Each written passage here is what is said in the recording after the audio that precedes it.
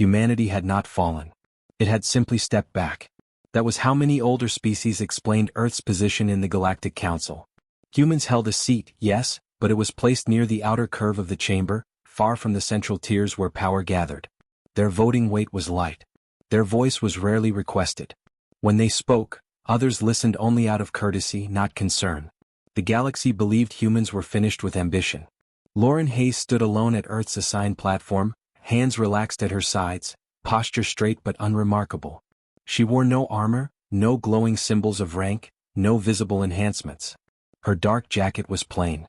Her face showed no tension, no fear, and no hunger for attention. To most of the council she looked like exactly what they expected from a declining species, a polite observer. Whispers moved through the chamber like slow insects. She is unaugmented. No combat marks. Soft eyes. She would not survive a single cycle outside her system. Lauren heard none of it, or if she did, she gave no sign. Her gaze rested on the center of the chamber, where the larger species gathered. Tall forms of steel and bone shifted in their seats. Some had bodies shaped by war, others by heavy gravity or ancient evolution. Many of them had conquered worlds before humanity had even discovered faster-than-light travel. To them, humans were newcomers who had peaked too early. The session began as it always did, with procedural updates and resource disputes. Lauren listened without interrupting. She took notes on a small data slate, her movements slow and careful. Several delegates noticed and dismissed her immediately. A species that took notes instead of projecting dominance was not a threat. Michael Grant, seated behind her with the rest of the human delegation, watched the chamber with quiet focus. He had served in negotiations for over a decade. He knew how often humans were underestimated. He also knew Lauren Hayes had been chosen for a reason. Daniel Ross leaned slightly forward, eyes scanning the hostile faction seated across the chamber. Their presence was new. Their ships had appeared along the outer trade routes only months earlier. They were aggressive, loud, and confident in their strength. They had already absorbed 2 smaller systems without council approval. Now they wanted recognition. Their commander stood when granted the floor. His voice carried easily, sharp and clear, amplified by the chamber's systems. He spoke of dominance, of natural order, of strength deciding law. Several older species nodded. Others stayed silent. When he mentioned humanity, his tone shifted. Earth, he said, pausing just long enough to draw attention. A species once praised for adaptability, now reduced to observers. Soft sounds of agreement echoed from nearby seats. Lauren raised her eyes then, calm and steady. The commander continued, dismissing human defenses as outdated, their fleets as scattered, their influence as fading. He suggested that Earth's seat be reconsidered. Not removed, just reduced. Further. The council did not object. Lauren felt the familiar weight settle in her chest. Not anger, not fear, but memory. Humanity had heard this tone before. On Earth. In its early history. Whenever others believed power only came from size or noise. She waited. When the commander finished, the chamber fell into its usual pause, a moment where no one rushed to speak. Lauren stood. The movement caught attention only because it was unexpected. Humans rarely stood without being called. She did not raise her voice. She did not challenge the insult directly. She spoke simply, thanking the council for the opportunity to respond. Her words were measured, careful, and respectful. Some delegates stopped listening almost immediately. She spoke of trade stability, of shared space, of the importance of balance. Nothing threatening. Nothing dramatic. To most of the chamber, it sounded like weakness wrapped in polite language. The commander watched her with open amusement. When she finished, Lauren returned to stillness. The council moved on. Yet something subtle had changed. Several delegates glanced again at the human platform. Not because of what she said, but because of what she did not say. She had not defended humanity's pride. She had not argued status. She had not reacted. John Miller, observing from a distant seat assigned to advisory roles, noted the silence carefully. Humans did not waste words when others were too busy talking. As the session continued, tensions rose. The hostile faction pushed harder. Demands became sharper. Threats were implied but never spoken aloud. The council allowed it, hoping intimidation would resolve matters without conflict. Lauren listened. She recorded every statement. She noticed how often the commander leaned forward, how often he tested boundaries. She noticed the council's hesitation. She noticed the fear hiding behind authority. By the end of the session, nothing had been resolved. The chamber recessed with unease hanging in the air. As delegates departed, many passed Lauren without acknowledgement. To them she remained what she appeared to be, quiet, small and unremarkable. Michael spoke softly as the human delegation gathered their materials. They still think we're weak. Lauren nodded once. They think we are finished. Daniel frowned. They're pushing for confrontation. Yes, Lauren said. They are. Her voice held no worry. Outside the chamber, ancient stars burned in silence. Fleets moved far beyond the council's walls. Records waited to be rewritten. The galaxy believed it understood humanity's limits. It did not yet understand humanity's restraint. And that assumption, long held and rarely challenged, was about to break. The next council session began without ceremony.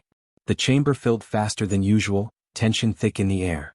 Delegates spoke in low tones, sharing rumors and quiet concerns. News had spread that the hostile faction would speak again. Many expected threats. Few expected restraint.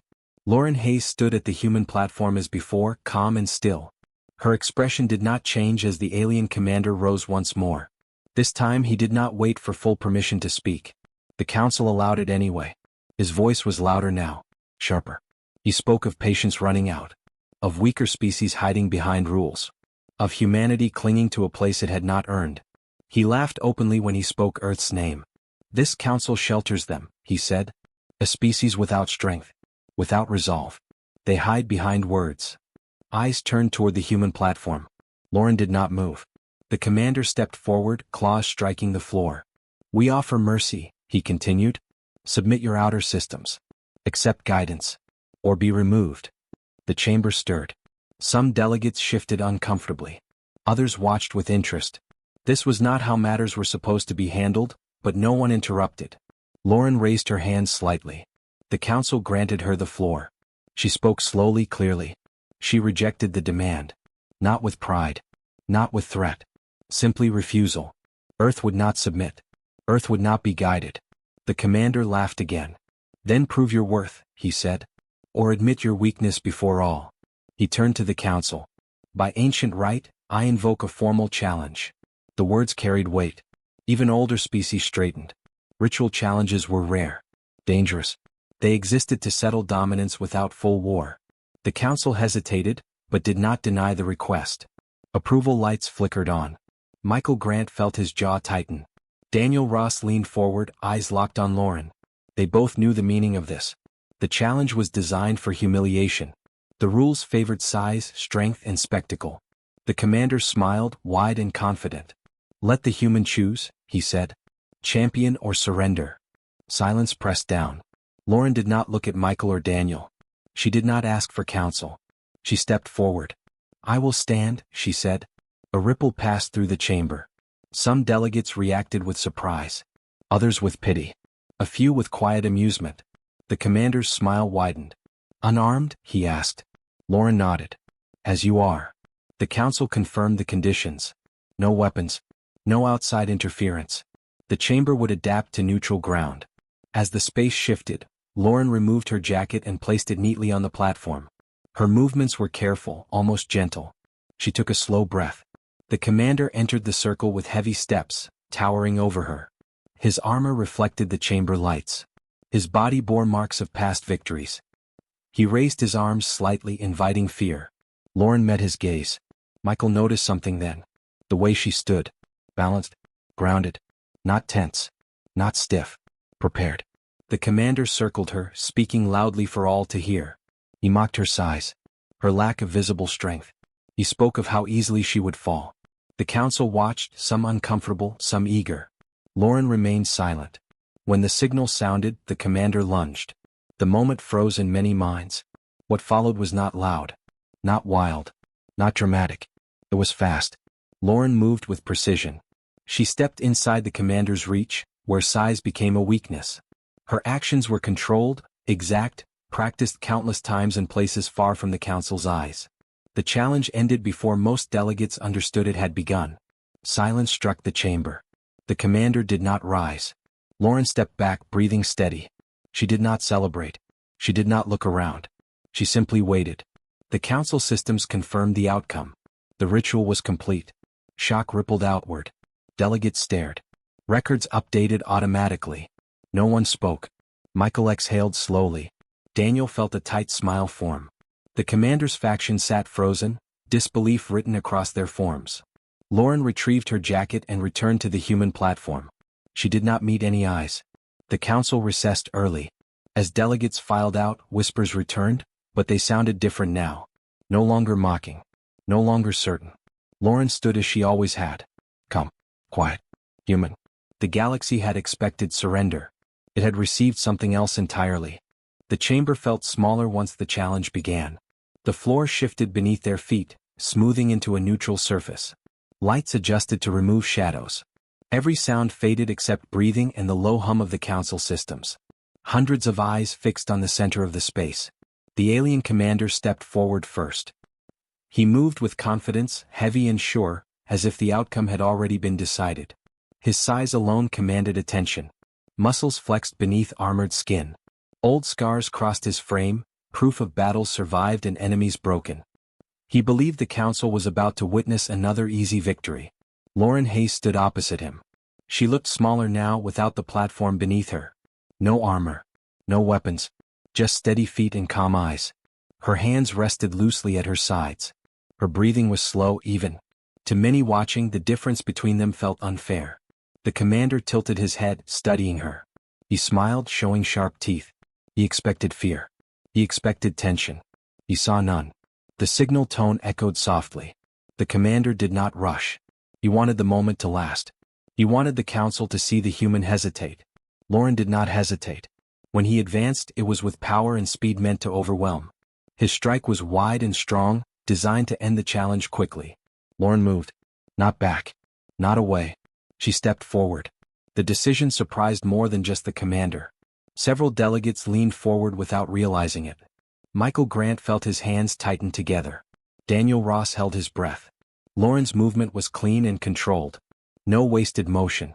No panic. She adjusted her position by inches, letting force pass where she had been a moment before. The commander overextended. That was enough. Lauren acted. What she did was not flashy. There was no roar, no dramatic display. Just precise action applied at the right moment.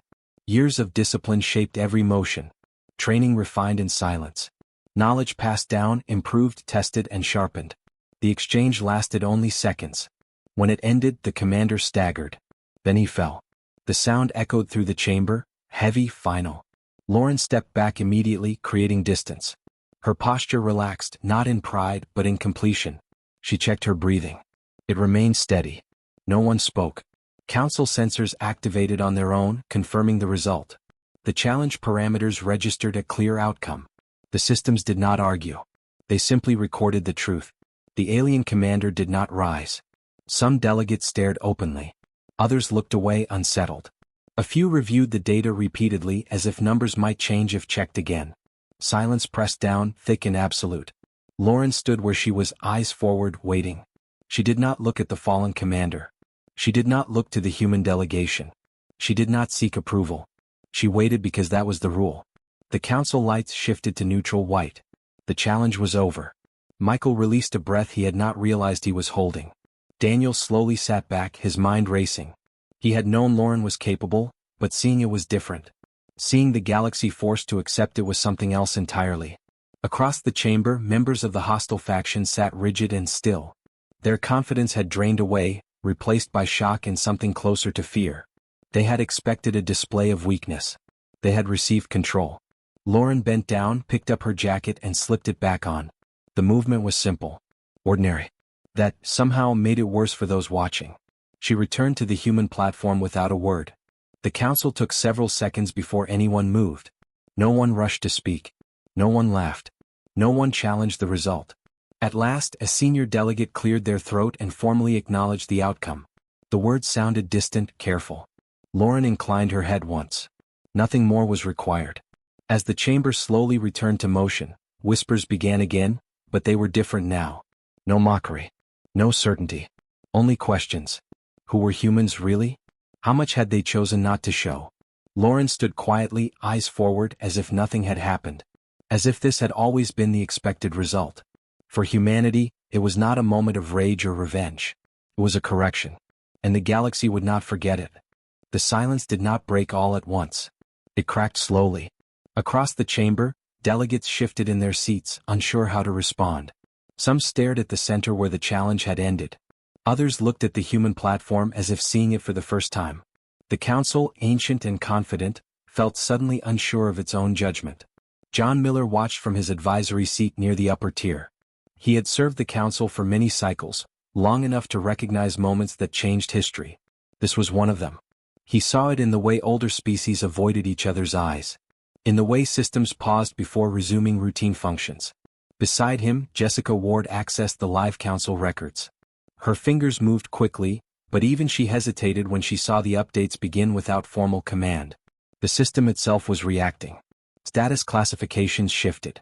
Threat assessments recalculated. Humanity's profile changed line by line. For generations, humans had been listed as adaptive but limited, creative but unstable, persistent but fragile.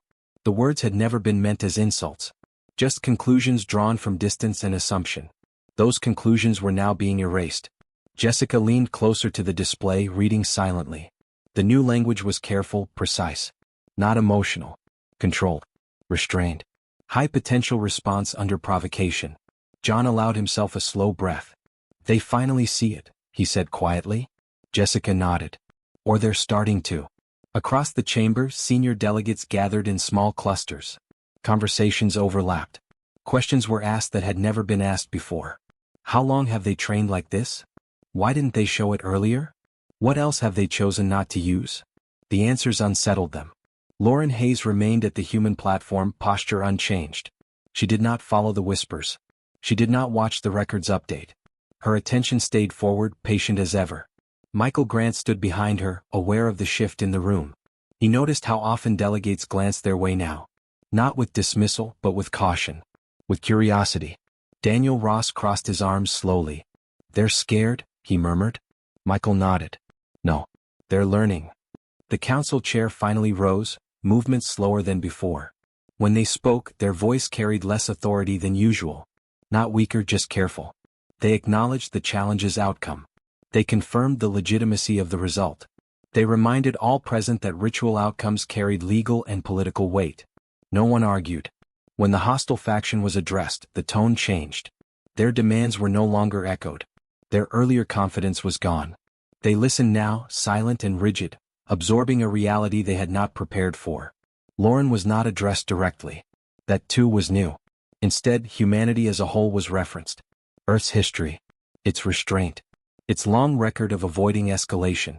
The council spoke as if piecing together a story they had never bothered to read before. John Miller watched the process unfold with quiet satisfaction. Humans had never asked for fear. Only respect. Jessica closed the record interface and looked out at the chamber. They thought silence meant weakness, she said. John smiled faintly. Humans learned long ago that silence can be a choice. As the session drew toward its end, no applause followed. No formal praise. The council did not celebrate moments like this.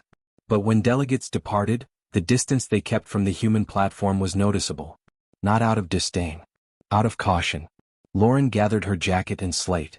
She did not speak as the delegation prepared to leave. Her expression remained calm, almost unreadable. Outside the chamber, stars burned quietly, unaware of the shift that had just taken place. Humanity had not demanded recognition. It had demonstrated consequence. And the council, ancient and slow to change, had finally adjusted its understanding. Not because of words, but because of restraint proven, and strength revealed only when no other choice remained. There was no victory speech. When the council session ended, Lauren Hayes returned to her seat as she always had, calm and silent. She did not seek attention. She did not wait for reactions. To her, the moment had passed the instant it was finished. The human delegation gathered their things and left the chamber without ceremony. No banners were raised. No signals were sent home. Humanity did not mark the event as a triumph. That absence was noticed. Across the station, other delegations spoke in private rooms and secured channels. They replayed the challenge again and again, slowing it down, studying each movement. What unsettled them most was not the outcome but the control. There had been no anger in Lauren's actions. No hesitation. No excess.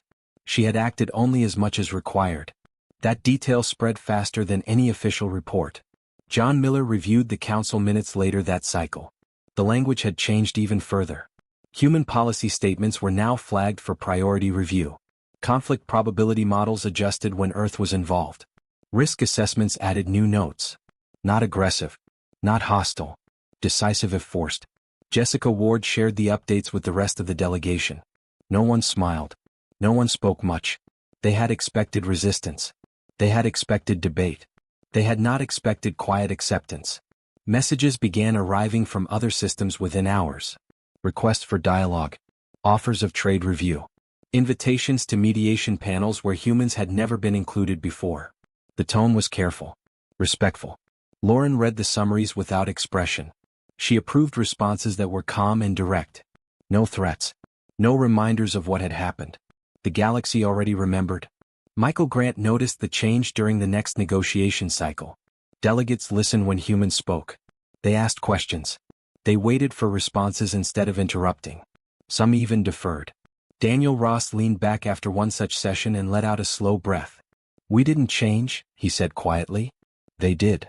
Lauren looked out through the station viewport, stars drifting in silence. "They noticed," she replied. That was all. The hostile faction withdrew their demands soon after. No announcement was made. Their fleets shifted position, careful to avoid contested space. The council did not pursue punishment. It did not need to. The message had already settled. In the cycles that followed, new policies formed quietly. Human advisors were added to security planning. Earth was consulted on conflict prevention. Not because of fear, but because of trust and restraint.